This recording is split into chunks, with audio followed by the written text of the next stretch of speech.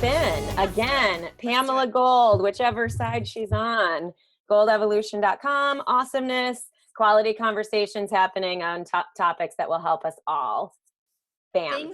Things if only we were better at, right? Yeah, Things amen. only we had more clarity and skillfulness around. Exactly. Awesome. And I'm Melanie Curtis, putting our stuff so you'll know who we both are. In case this is your first one, last week we had an awesome conversation about meditation. And this week we're talking about taking things personally. Yeah. And how tricky that is, and layers upon layers of taking things personally, that we're all somewhere in that, right? Mm-hmm. In that work. Ideally developing skills of how to not take things personally so that we can not sort of slip into fear around whatever that is. Because that's the thing. If I think about taking things personally, I hear that and I go, it's a complex subject. I feel like at the core of it for the person experiencing the thing is that it's fear. And the pain, right? Because Yeah. you're fearing the pain. Fearing the pain and also fearing someone not thinking you're good enough, not respecting you enough, like all that judgment around, that pain. And it's such a juicy, for me, like it's one of my favorite things to talk about. Did you ever read the 4 Agreements? I did. Okay. Mm-hmm. So that's one of the 4 agreements, is not taking things personally. And like, I read that when I was really young and I was like, okay, I'll work on that. Yeah. And it's hard. Like, it's so hard. And there's been different periods of my life where I thought that I had it nailed. Yeah. Now I know I don't have it nailed. Now I know that like there's an infinite amount of work, it's seemingly, to do around it, because it's like always in that moment when we're in our ego, when we're identifying with something that is limiting, that isn't true, and we don't realize it when we're doing it, right? Like we're in that moment of presence where we think that we know what's going on and we're reacting and feeling that way, but that's actually not what's going on. It's hard. Yeah. And it's like the idea that when we do that, we give our power away. And I say power and I mean it positively. Like, we're good people, so it's tough to like, how to describe this, but like when someone else's opinion of us matters, which is totally normal. That's totally appropriate, totally normal. We should care on some level, right? Like we should on some level care. We don't want to be assholes and like not care what like there's this beautiful middle path that we want to find, right? Exactly. I mean, it's just one of those things where it's like, okay, why does this particular person's opinion of me matter? It's just like in general, if we even talk about like humans as like tribe people, it's so deep that we want to be accepted and included. And I go back to a lot on safety in the world. Fear, obviously, is something I talk about a lot, given the skydiving part of my career and everything like that. But just in personal growth and working with clients on a life coaching perspective and me growing myself, it's like, oh, for me, it always comes up as that fear. It's like I feel it as fear. And so then it's like, okay, wait, stepping back and going, okay, wait, I'm safe in the world, no matter what the outcome here, unless we talked about this, I think last week, unless there's literal physical danger.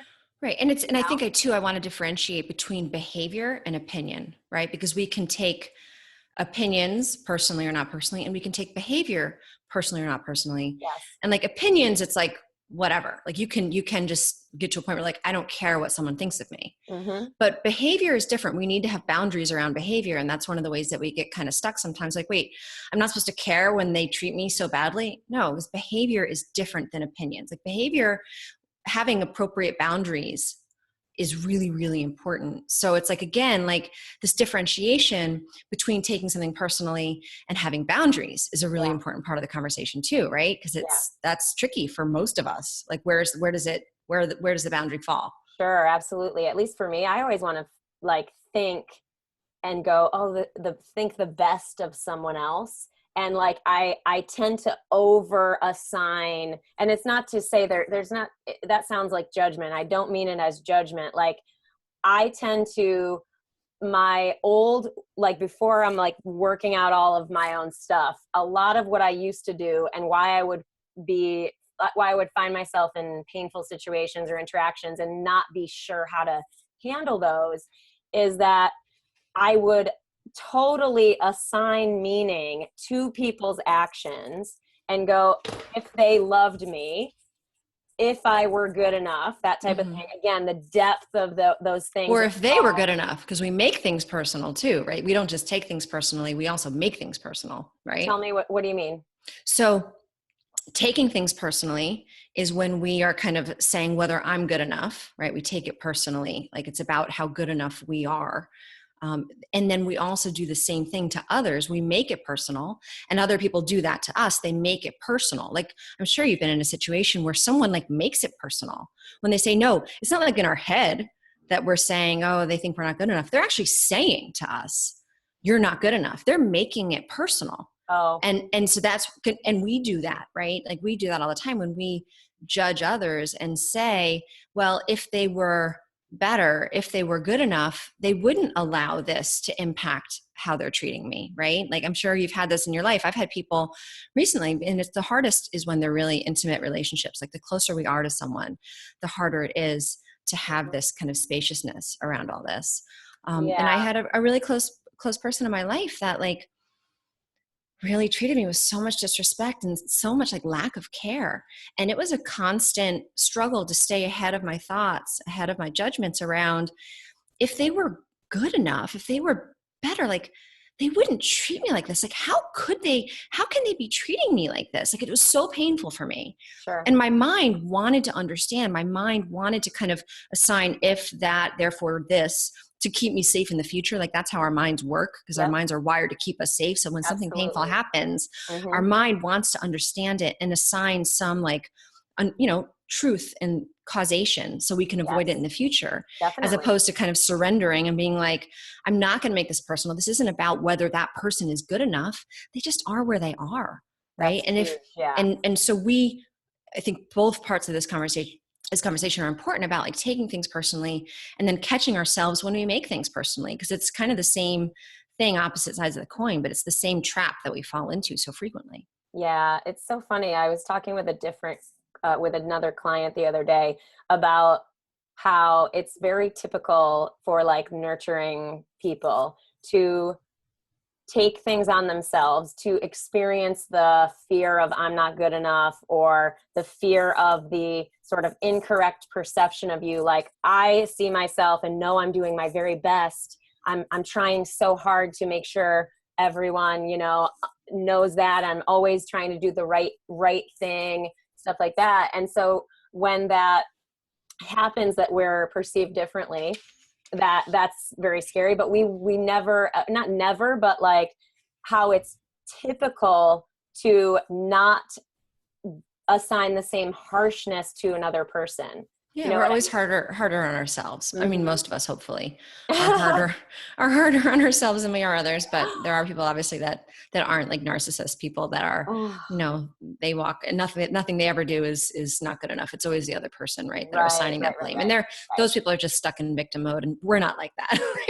Hopefully the people that are, I always say like people who read my book, read your book, listen to us, like, you at some times in your life will be dropped down into victim mode, but most of the time you're not, because you wouldn't be, resonating with us if you were really fiercely stuck in victim mode, fiercely stuck in the idea of like blaming others. Like you take responsibility for yourself, and that's how you start to rise up and become empowered.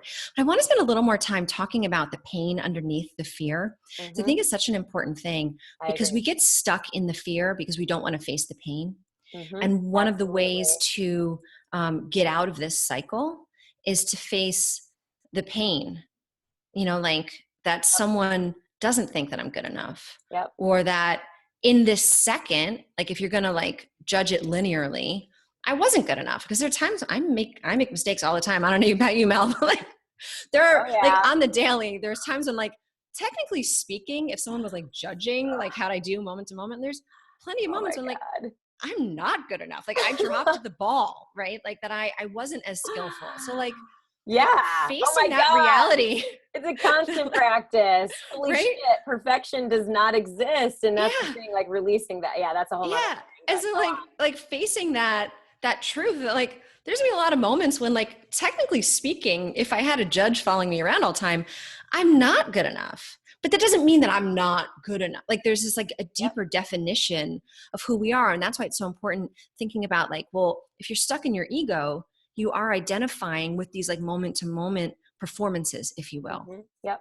And you're not identifying with the deeper truth of, but I'm not that. Like I'm so much more than what I was in that moment. Like people who make a mistake and then like that mistake defines them. Like Yep. our mistakes don't define us. Our mistakes are all growing opportunities, right? Yes, So to get to a deeper level of awareness around like who we are and what makes us so, right? Because our mind will keep trying to analyze and will get us stuck in this trap. And it all goes hand in hand with taking things personally, because if you are allowing those thought processes, that's when you take things personally. Or if you're doing it to someone else, that's when you're making things personally, making things personal or making things be personal, right? Yeah, I think it's important what you bring up about feeling or experiencing the deeper pain. And it's like, I'm not perfect. It's fucking painful. Yeah. It is super painful to even try on the idea that we're not good enough, quote unquote. And I moment to moment, right? Like, and I'm just saying, like, in general, like the experience of really feeling that is excruciating. It's excruciating. It's like way worse than getting a shot, right? So I'm going somewhere with this, is that like, I think a key part is not that we need to go through life, oh, I have to go and feel I'm not good enough, because that's a part of the thing. I think it's a part of the thing, the part of the process, in that only in experiencing the pain of that thought can we understand and really know that we can survive it. So we become less afraid of the feeling. So if we talk about the fear of the feeling and the fear of people perceiving us as so, which tends to be evidence that we take on, well, if they think we're not good enough, then maybe I'm not. I really trust this person with their, lots of other things. I fucking respect them. I have them really a high view of them. So if they think I'm doing something not awesome, well, shit, maybe I'm not awesome. So it's a totally understandable thing. Maybe it is that there's a place where we want to grow. Maybe there's a place of clarifying perception or whatever. But the idea of like having that pain, that experience of pain, and feeling it, crying, like just moving through it, like not fearing it anymore. Because that's the thing, like this facing our deeper fear thing. And I know you're so on board with this, but like that's the work. Like, and to not fear that, like, there's going to be lots of moments when I'm actually not like the best at something, right? I'm not getting the gold, right? I'm not getting the gold. We're not perfect. Not perfect. Yeah. And having people in our life that are on board with that, right? That like go easy on us in those growing moments when we drop a ball or we handle something with not as much skill as we aim to, that they support us and be like, it's cool. Like, you're not perfect. I knew that already. That kind of mentality, that's to me kind of the secret kind of art of moving out of the mindset of taking things personally. And so often, like, the whole point is that we do it without being aware of it. And so that's why I want to talk about the pain, because whenever we feel fear, we want to like get as close to it as possible to figure out like, well, what is it exactly that I fear here? Right. And in this case, like when we're taking things personally, we're fearing the pain of not being good enough, not being loved by this person, not being safe, as you bring up, because back in, the primeval, days, like, like if you were excluded, if you were cast out of society, you would die. Like you needed the group to survive. Correct. So there's like real authentic reasons why we fear this. Yep. Just like I'm working with my daughter right now. My daughter, who's 11, is like super scared of getting shots. And she knows that like, it's not of service to her to be scared of it. And so she bravely is like facing it and trying to desensitize herself to it, so she doesn't freak out when we go get the shots. And in life, doing that with all our different fears, that like, there's a reason why she's scared of something shiny and sharp coming at her. Like it's going to hurt. Of course, it makes sense. Yep. But we need to override that. And it's the same thing with taking things personally. It makes sense that it's uncomfortable and scary when we're not awesome and getting the gold. makes perfect sense. So what is the work that we have to do around that to start moving through it? And I don't know about you, but I remember like a distinct, like several year period when I was working on this, when I like very uncomfortably would be like, I'm just me. Like, I'm not perfect. I'm not, sometimes I'm inappropriate. Sometimes I like say the wrong thing and I drop many balls because I'm really disorganized with my calendar and like messy in life. Like, I'm just me. And I hadn't yet really moved through it to the point where it wasn't like, so, I mean, it's still painful when I mess something up, especially if it has consequences, of course. Sure. But like most of the time, moment to moment, like, and people who know me and love me, it's like, I am who I am and I'm not perfect and I'm growing and I'm committed to that growth. And I've worked through a lot of that pain that I hadn't yet, worked through. Yeah. Yeah. It's funny. I like a good example for me in terms of working through that stuff. I go back to I write a monthly column for a magazine called Blue Skies Magazine, and I have for almost 8 years. I'm super proud of that. And I just love that. I'm really proud of that I feel like it's a big deal to be able to do that. But why I bring that up is that when I first started writing that column, I'm not joking, it would take me like 3 days to write a 600, 800 word just column, single page column, because I was so in and I didn't have the skills around that perfectionist slant in my own personality, where I was like, okay, I'm going to be seen by like the entire skydiving community. Like, this has to be perfect. Like, not really. I wasn't like saying that to myself literally, but that's what was under the surface. And so I had to work through and coach myself, like sticky notes. Content is king. It does not have to be perfect. Like, I had that shit around my apartment for real to try to get and create some frequency of the alternate thought. Like, yeah, okay, it's not like it's, again, the Stuart Smalley thing is that it has to have some kind of kick to it. So I did resonate with, it doesn't have to be perfect. Like, I really did even then resonate with, it doesn't have to be perfect. Like, I'm not going to die if the sentence doesn't flow perfectly or whatever. But it was way more difficult. It just shows that over time, as we work the skills and we work on and consistently practice the mindsets around, we're okay in the world, we're capable, we're safe, we're lovable, loved, You're whatever. so lovable. So lovable. No, but it's true. It's the fear that slows us down. And there's a reason, right? Like, we're wired to survive. Our brain is going to do everything possible to make sure that we survive. Yeah. Unfortunately, that keeps us in survival mode and not thriving, right? Sure. And so that's the work, and learning, getting to a deeper place of clarity and trust, of yourself, of your instincts, that, knowing when your brain has thoughts that are not of service, or if it's something you need to spend some time on and look at closer, that's the work. And it's so cool because it's so powerful, It's just, it frees us from this. If we talk about like, why are we even talking about this? Why the heck does this topic matter? It matters because we want to, both ourselves and ideally whomever is listening, help us all have a more, like a happier, shinier, more more peaceful, manifesting, powerful more life. Yeah. Positive, more joyful life. Like, that sounds very potentially cliche. No, but like, if you're any given moment, if you're afraid, if you're in a fight or flight response, right? You're either fighting, you're angry, you get angry. If you think that someone said something that's disrespectful, you get angry. It does not feel good. It does not feel good, right? You're not showing up with love. No. And maybe that person said something not skillfully. They were tired, they were hungry. And like, by us going easy on them, it'll save us the whole fight, because they didn't mean it. They were just not, they're not perfect. I'm not perfect. They're not perfect. No one's perfect. Exactly. So being able to kind of override that taking it personally or making it personal reflex, it allows us to like show up in life with love and collaborate, be creative together, laugh together, like share joy, like learn together. Like, it's just, it frees us up to live life to the fullest, as opposed to being like, in that kind of rat race of dealing with our fight or flight response, not having deep, healthy relationships, because this is exactly the shit that torpedoes our relationships, Yes. you know? Yeah, it's funny, right? Because the other side of that, I agree with everything you just said. I would echo it myself.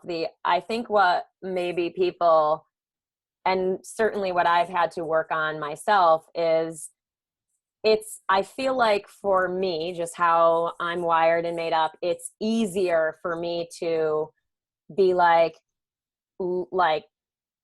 they didn't mean it. I do not demand perfection. I no way would want to put that on someone I love and care about. I wasn't wired that way. I was like, y'all suck. Like as a little person, see, I was on the offense. oh my God, I love that. That's hilarious because we're so. I was not the easiest little person. Oh, I was too easy. And that's the thing. So like, it's that calling us back either from your extreme of like, fuck you, no, or my extreme of like, oh, everything's fine always, no matter what. Well, no, there is a happy medium. And like you point to, of being in conversation and in a healthy relationship, which requires action and communication and discerning what are my boundaries and behavior and what is something I want to say, I you know what I mean, is okay to put in like a work in progress category. Like that's I think what's toughest. Yeah, I mean, and it's a perfect segue to kind of the other, I think, piece that is so hard is like our brain and everybody else's brains, instinct to judge, right or wrong, good or bad. Like that's how our brain, handles living, handles being alive and figuring out if we're safe or not, if you're going to go closer to this or if you're going to pull back from this. So our brain is constantly wanting to assign that linear, is this good? Is this bad? Is this right? Is this wrong? Do I want to get closer to this person or do I want to get farther away from this person? And that's totally natural and it's important.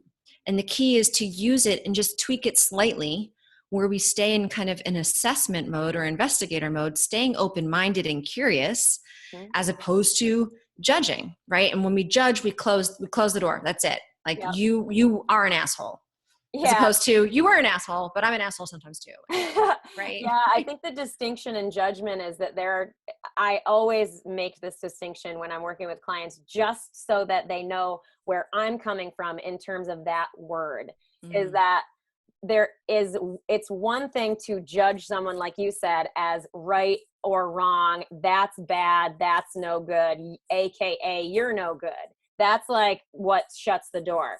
Judgment that's healthy in my personal view is the judgment where I'm judging simply for myself what is right and wrong for me. And it's all good what other people do. And I think it brings us back to, it's funny that I mentioned my column because I wrote a column about this, about how do we discern situation to situation. I made this whole metaphor about, remember that show Deal No Deal where you did? Of course, I love that show. Right? So you pick the freaking $1 million suitcase and you're like, yeah, deal, done, right? Easy, right? You pick the penny briefcase, you're like, done, no deal. Hell no, right? Easy. What happens in those middle briefcases?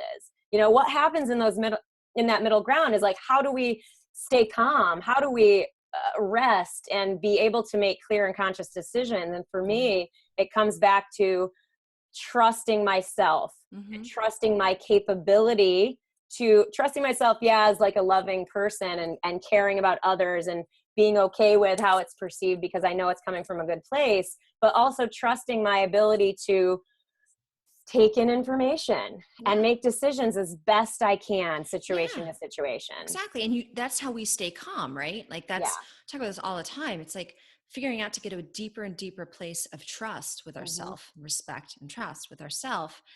That's what enables us to stay calm in those situations where like, it's messy. Like, wow, and the only this is messy, painful, scary, messy situations where I'm like, and I literally, again, like I remember the beginning parts of this practice for me, I would literally like, this is tricky. Like, and you breathe out, you're like, that whole like shake it off. This is a tricky moment. Like just come back to your breath in those moments. Cause it's like in the beginning when you're starting to shift to being mindful around your responses instead of reacting, right? When we start to feel that kind of, this is not as safe. I'm not feeling as safe. Or I really feel like this person is like being disrespectful, or this doesn't feel safe. This doesn't feel good.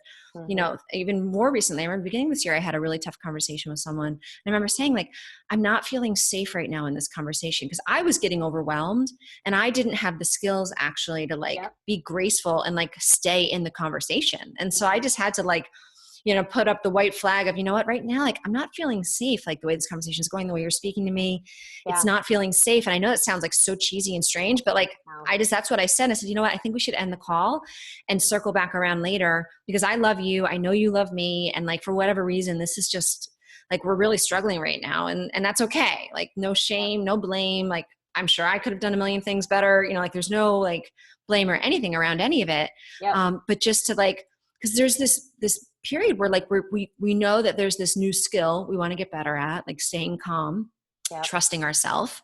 And there's going to be a lot of situations where we get up against the wall where, no, my skills aren't that good yet. And that's okay. And that's going to keep happening. And that's how we grow and just keep like, okay, well, what's my like last ditch go-to, skill in the moment when like, this is really, and I think Brené Brown talked about this too. Like there's one time she just like rolled up the window on someone like, it's not a good time for us to talk because she like felt herself like starting to lose her shit. And she had enough mindfulness and skills to be like, this isn't going to end well. If I let myself lose my shit, it's not going to make things better. So it's better to like strangely be like, I can't talk anymore. And like, not like that you even had someone call you or like, no, I actually have to go. And like, and just like roll up the window and drive away because that's better. Finding a gracious exit to give yourself the space. Because if you're feeling like I'm really struggling not taking this personally right now, and I want to freaking tear this person a new one because this is really fucked up. But luckily I have the space. And again, it's if someone physically attacking you, that's when there's a physical threat, that's when it's like, it's completely appropriate to like, that's when anger is biologically completely appropriate because you need to fight someone off physically. But assuming there's not a physical threat, anger never makes anything better. It affects our decision-making, like our higher cognitive decision-making. And it is destructive. We know how destructive anger is, physically destructive, and it's emotionally and spiritually destructive. And that's what it's meant to do when you're being attacked physically, or you need to protect your child who's being attacked physically. But if there's not a physical attack, anger always makes things worse. So figure out how to get back to center before you act. Because if you act out of that place of anger, it is not going to make things better for anybody. Yeah, exactly. And it's funny that I love that you point to taking space, even as weird as it might sound. I got to go. Well, it's just I think a lot of people don't feel like they can. Or it seems rude, right? It's rude. It might be it's rude. It might be weird. There then theoretically is a conflict that's still open. Most people, at least, any conflict, like I definitely historically totally conflict avoidant. So I would need the conflict to be resolved. Yeah. A lot of people get stuck with that. Yeah. As opposed to being like, it's okay.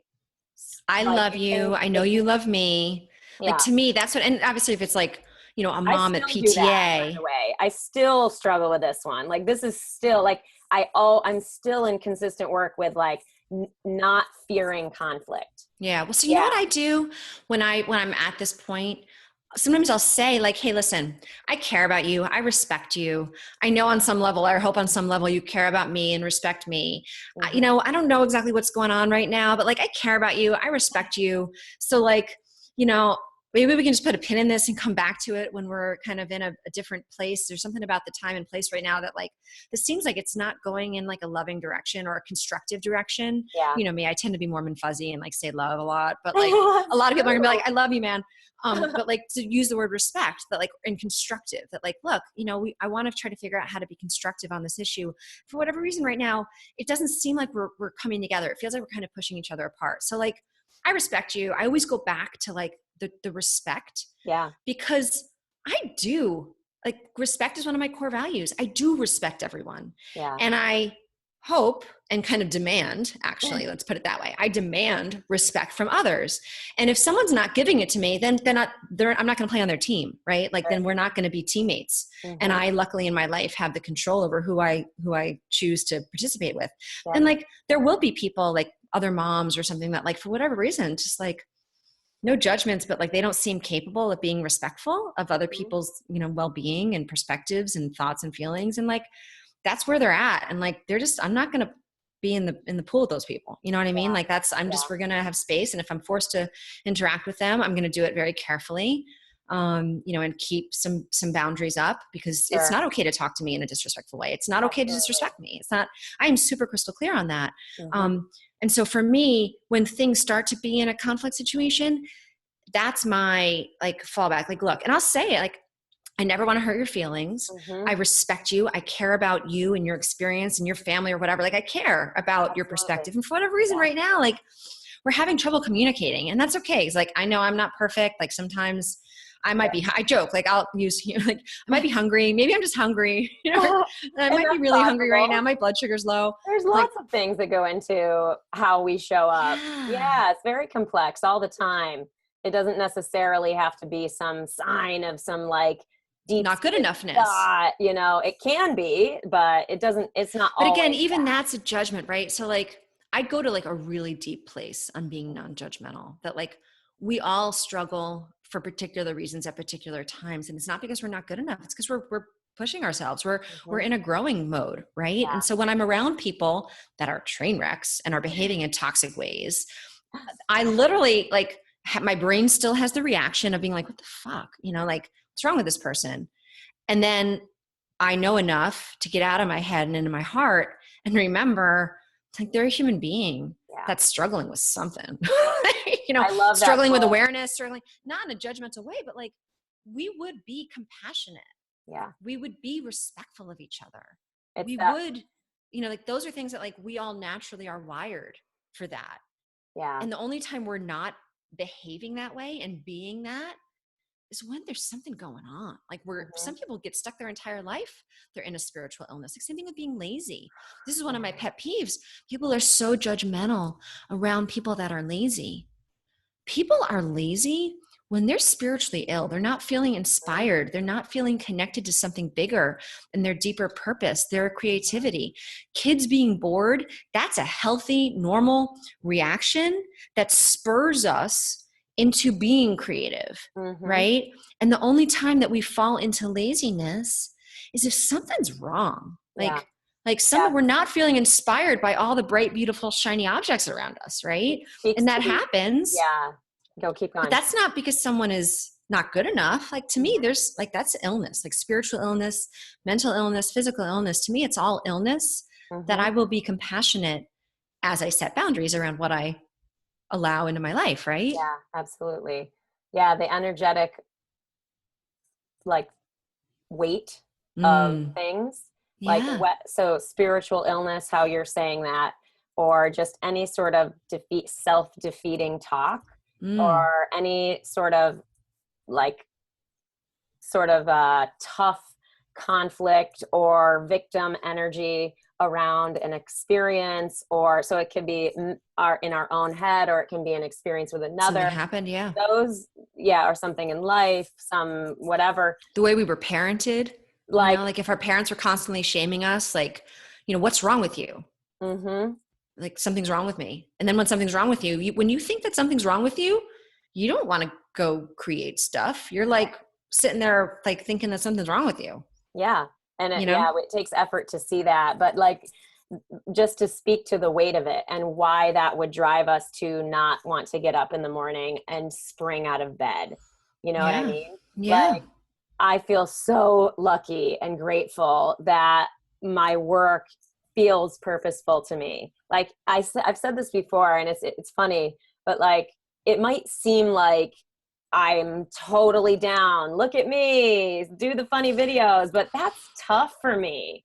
Like, I'm not like that. I have to like work. I have to center to even do this. You know what I mean? Like, and it's not that I'm inauthentic in this moment. I'm here, I'm inauthentic, but this is a version of courage to me. Yeah, you have to And, surrender a lot of stuff to do this. Like, I'm not happy with the lighting right now. You can see my banging on the floor. Like, but I'm like, surrender. I'm like, I'm not going to think about that, because if I thought about that, I wouldn't be with you. I wouldn't be well, like connected. yeah. The reason I have energy for it though is that I feel purposeful, that I feel deeply connected to why it's important for me to get up and sit in this chair and talk to you on a recorded video.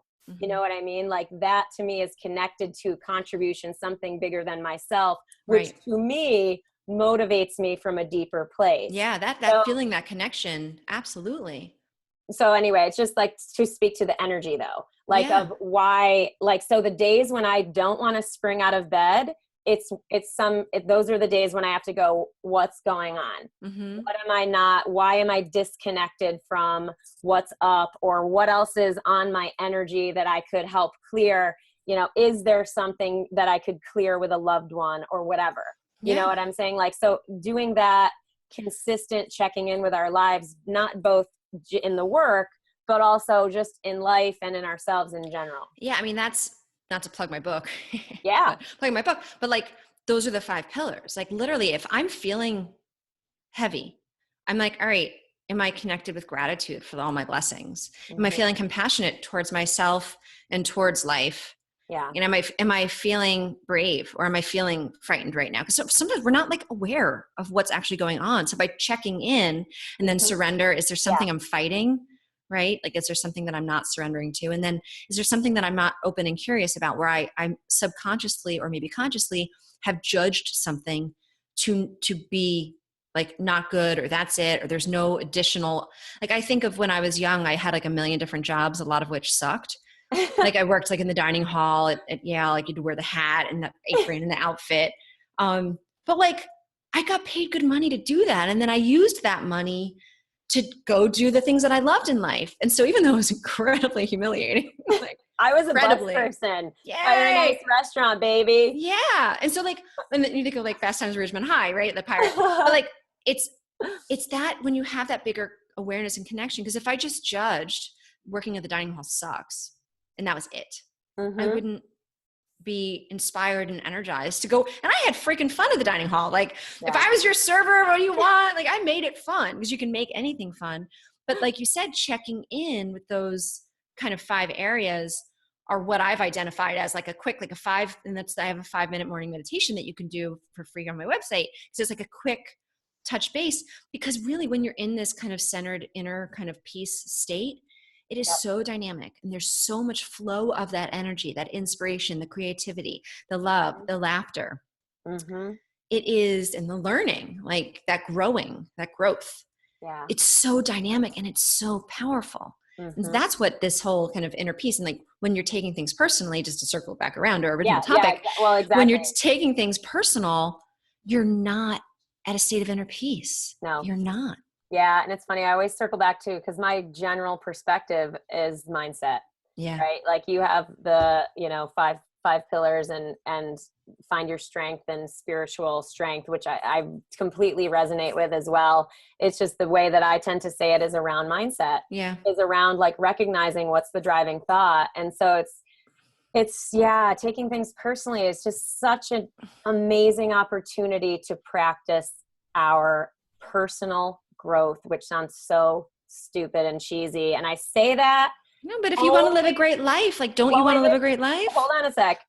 This goes somewhere else. Okay, go. I say it like that very deliberately. It's very conscious that I say that judgmentally, because I was the person. So if old me is watching this, I want them to go, yes, it sounds so fucking stupid. Personal growth, right? Like, but See, I always love personal growth.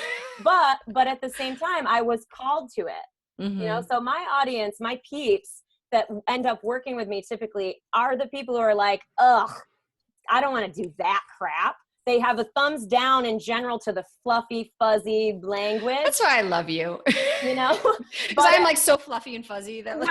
Well, and the fluffy, fuzzy language is awesome once you are cool with it. Mm-hmm. When you're not cool with it, when you're like, I'm going to be some crunchy, whatever, frou-frou, whatever person, that used to be me. And I was called forward to grow, but I'm like, how do I grow without being this like, ugh? So I say it just to say like, yeah, it makes sense that you'd be like, oh God, personal growth. But really, if we look at that from an experience and a sort of execution and learning of skill and mastering of skill, like that for me was so much more palatable. So if we talk about taking things personally, well, how do we navigate that? Oh, we have to personally grow. Yeah, but it's, you know, we can do it in a way that doesn't make us want to like barf. Puke. Yeah. So yeah, I mean, it's good stuff, girl. Awesome. Is there anything else? Again, we like talk and it's instant, it's over. No, I know. And it's great because like I made notes of things that this sparked that like we can talk about in the future. Oh my God, so much. This is so great. I love you so much. You're brilliant. Thank you all for being here. Email us anytime. I'll put the info here. Thanks everybody. Thanks, Bye, honey.